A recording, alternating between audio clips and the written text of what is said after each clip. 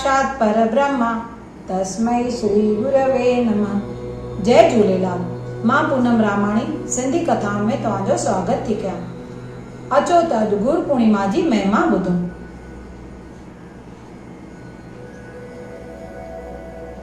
गुरु अखर जी माना शास्त्रनि जे मुताबिक़ इन्हीअ तरह आहे त गु यानी अंधकार, रू यानी निवारण करण वारो।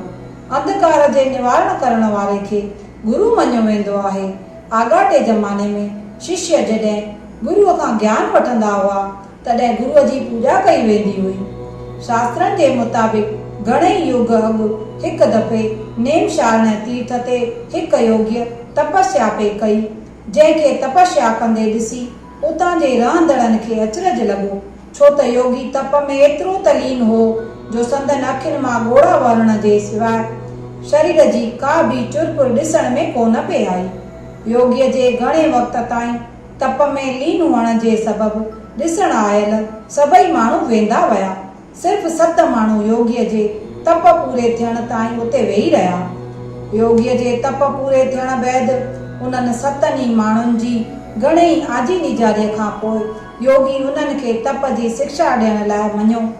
तंहिंखां पोइ योगीअ खेनि शिक्षा ग्रहण करण जी तयारी करण जी सूचना ॾेई पाण वरी तप में लीन थी वियो। बराबरि 84 सालनि खां पोइ जॾहिं योगी अख पटी तॾहिं उन्हनि 7 मां अथाह तेज नज़र पे आयो, जंहिं तां योगीअ खेनि क़ाबिल सम्झी ईंदड़ आखार जे पूर्णिमा ते उन्हनि खे तप करण जी शिक्षा ॾिनी। इन्हीअ तरह हुन योगीअ जंहिंजो नालो वेद व्यास ऋषि हुयो तंहिं जगत में पहिरें गुरुअ जी पदवी पाती ऐं हुननि 7 माण्हुनि पहिरें शिष्य जी पदवी पाती। इन्हीअ करे आकार जी पूर्णिमा खे गुरु पूर्णिमा ऐं वेद व्यास पूर्णिमा मञियो वेंदो आहे। भगवान श्री रामचंद्र खे विश्वामित्र जहिड़ा गुरु हुआ, भगवान श्री कृष्ण खे सांदीपनीअ जहिड़ा गुरु हुआ, पांडवनि खे द्रोणाचार्य जहिड़ा गुरु हुआ, स्वामी विवेकानंद खे स्वामी रामकृष्ण परमहंस जहिड़ा गुरु हुआ, सहवाजी महाराज खे स्वामी रामदास जहिड़ा गुरु हुआ। शास्त्रनि में बि चयो वियो आहे त जीवन में गुरुअ जो हुजणु ज़रूरी आहे। गुरुअ बिना गति कोन्हे, तंहिं करे गुरु करणु ॾाढो ज़रूरी आहे।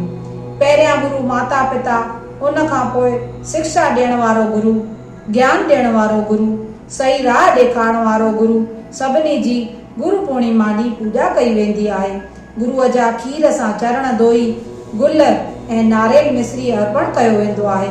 मतिलबु त गुरुअ बिना जीवन जो उद्धार न थी सघंदो आहे। जय झूलेलाल।